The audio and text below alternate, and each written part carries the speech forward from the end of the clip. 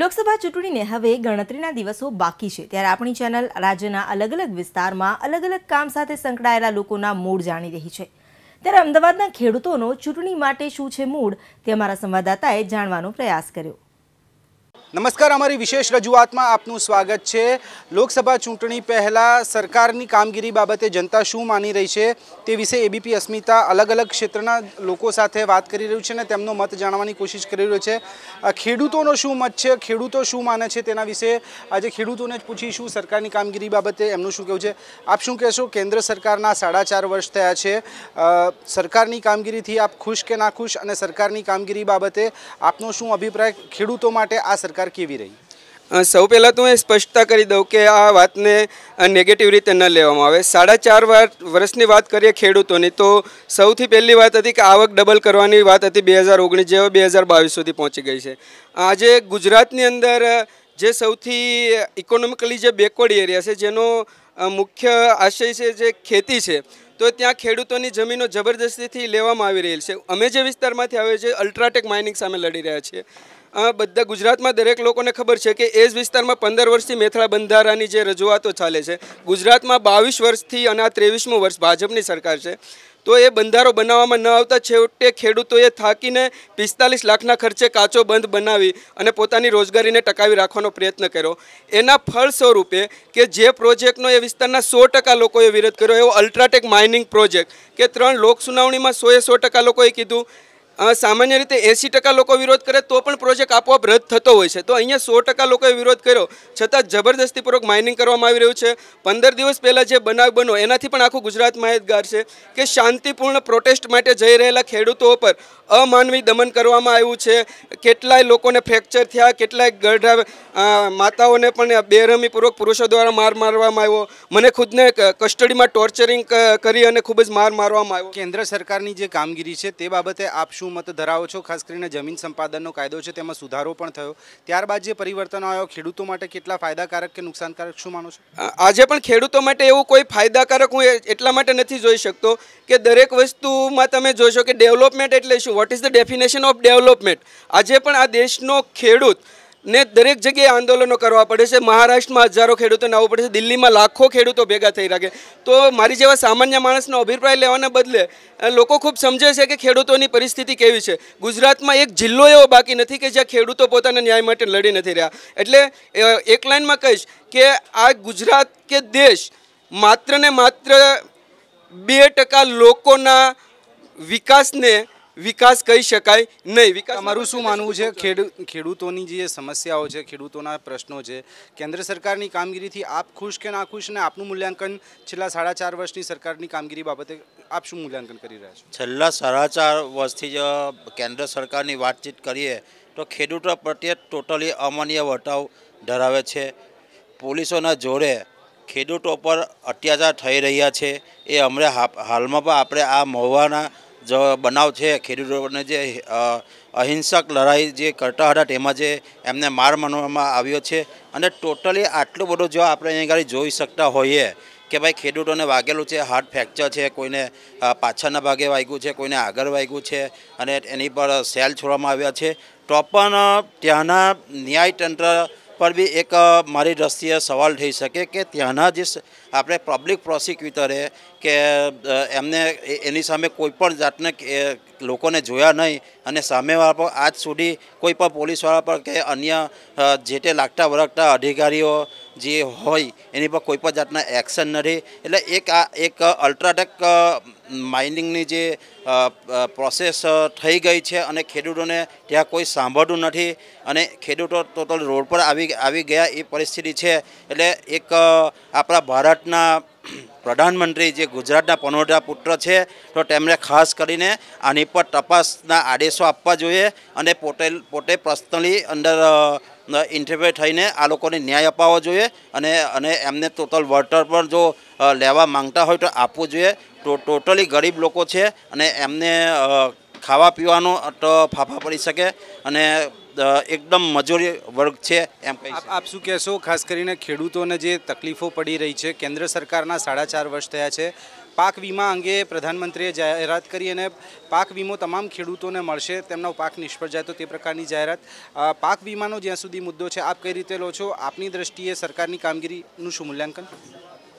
હવે અમે તો એવું જાણવામાં આવે છે, કારણ કે અત્યારે હાલત જે સરકાર બોલે છે જુદું અને ચાલે છે જુદું. અમને તો આવું દેખાય છે. એટલે હવે અમે બીજું તો શું કહી શકાય ખેડૂતો, કારણ કે જેના હાથમાં સત્તા છે, સત્તા આગળ શું કરે? કારણ કે સત્તા અત્યારે હાલ જે છે એ સત્તા તારે કરીએ કે છે. હવે આ જુઓ છો બારી આખા ભારતની અંદર ખેડૂતો લડી રહ્યા છે, તો ખેડૂતોને મારવા, ખેડૂત ખાલી નોમ લે તો અહીંયાને કોઈ વાત સાંભળવી નહીં, ખેડૂતોની કોઈ રાડબૂમ સાંભળતું નથી, તો ખેડૂત બિચારા શું કરે? ખેડૂત અત્યારે હમણાં દીવાદારને નુકસાનમાં જાય રહ્યા. જે પહેલાં ખેડૂતો સુખે જીવતા હતા એટલા અત્યારે ખેડૂતો સુખે જીવતા નથી. પાણી આવ્યાથી શું? ખેડૂતો સુખ શાંતિથી જીવે એ જ મહત્ત્વનું છે. આપની દ્રષ્ટિએ સરકાર પાસે શું અપેક્ષાઓ છે, શું કામગીરી થવી જોઈએ માનો છો? અમે તો એ કહેવા માગે છે કે આ બહારના જે પ્રોજેક્ટો લાઈન આવી રીતે જમીનો ખરીદે એ ખરીદવી ના પડે. ખેડૂતોની મંજૂરી હોય તો ખરીદાય, ન કે ના ખરીદાય. તમે શું કહેશો, જે તકલીફો ખેડૂતોને પડી રહી છે, કેન્દ્ર સરકારની કામગીરીનું મૂલ્યાંકન આપની દ્રષ્ટિએ શું છે? આપ શું ઈચ્છો છો, કયા પ્રકારની કામગીરી થવી જોઈએ માનો છો? કેન્દ્ર સરકારની કામ વગર અમે તો બધા ખેડૂત નિરાશ જ છીએ. અમે લોકો એક પોલીસવાળાને અમે પગે લાગતા કે અમારા ખેડૂતને તમે મારોમાં પગે લાગવા મારી આંગળીમાં ફાટી ગયેલી છે, ફ્રેક્ચર છે આંગળીમાં. છતાંય હું અમારા પબ્લિકને કહેતો કે ભાઈ આપણે કાંકરી શાળાનો કરતા ખેડૂત પોલીસે અમને ધ્યાન લાગે એમ કરેક્ટીમાં અંદર લોક કરીને માર્યા છે બધા ખેડૂતને, અમારા બહેનોને, અમારા માતાઓને ન બોલવાની વસ્તુ બોલ્યા છે. પછી અમારે મેથળા બંધારો 45 લાખને ખર્ચે અમે ખેડૂતને અમારી ભોગે અમારા બાળ બચ્ચા ભણાવવા માટે, ઘરે રહેવા માટે અમે એટલી બધી મહેનત કરી કે અમે નિશાળીયાને 5 રૂપિયા વાપરવા દેતા હતા. એ નિશાળીઓ અમને ફાળામાં એ લોકોએ બંધારામાં આપ્યા છે.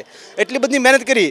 તો આ સરકાર મહેનત ખેડૂત માટે હું ખેડૂત જાય તો ત્યાં જાય, કોઈ કોર્ટ, કોઈ અમલદારો, કોઈ રાજકારણ ખેડૂતની વાત તો સાંભળતા નથી. બિચારા ખેડૂત જાય તો ત્યાં જાય. એટલો અમને મીડિયાવાળાએ બધે બહુ સપોર્ટ આપ્યો ને આપતા રહેતો ને ખેડૂતને અરે રહેતો ને કોઈનું સત્યાનાશ વિદાય પાકું છે. તમે શું કહેશો, આપની દ્રષ્ટિએ સરકારની જે કામગીરી છે કેન્દ્ર સરકારની છેલ્લા 4.5 વર્ષની, આપનું મૂલ્યાંકન શું કહે છે? આપ સરકારને કઈ રીતે મૂલવો છો અને શું અપેક્ષા રાખી રહ્યા છો? અમારે હાલ 2017 રોજ જે પૂર આવ્યું એમાં અમારે ખેડૂતોને બહુ નુકસાન થયું છે અને એની વળતર મને ખેડૂતોને મળી નહીં. અમારા પશુ તણાઈ જ્યાં છે અને ગામમાં 1 માળ સુધી પાણીને અડ્યું છે, છતાં અમને કોઈ એની વળતર મળી નથી.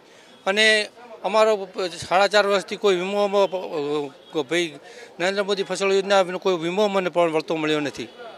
લગભગ 500 કરોડ રૂપિયાની જાહેરાત જ્યારે કરવામાં આવી ત્યારબાદ શું ખેડૂતોની સમસ્યા છે તે પણ પૂછીશું. આપ શું કહેશો, 500 કરોડ રૂપિયા જેટલું પેકેજ, રાહત પેકેજ જે પૂરા આવ્યું તેમાં જાહેર કેન્દ્ર સરકારે કર્યું હતું, ખરેખર કોઈ વળતર મળ્યું છે ખરું તે બાબતે?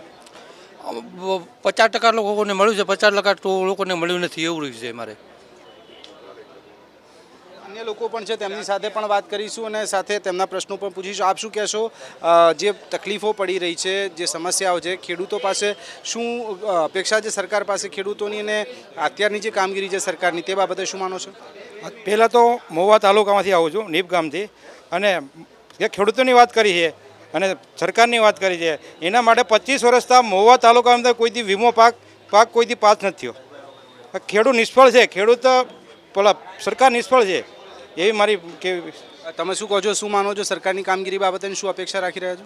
અપેક્ષા તો બહુ ખૂબ હતી. 2014માં ખોબલે મત આપ્યા, યુવાનોને રોજગારી, ભ્રષ્ટાચાર દૂર, ખેડૂતોની આવક બમણી, પણ એવું કાંઈ જોવા નથી મળ્યું 4.5 વર્ષની અંદર.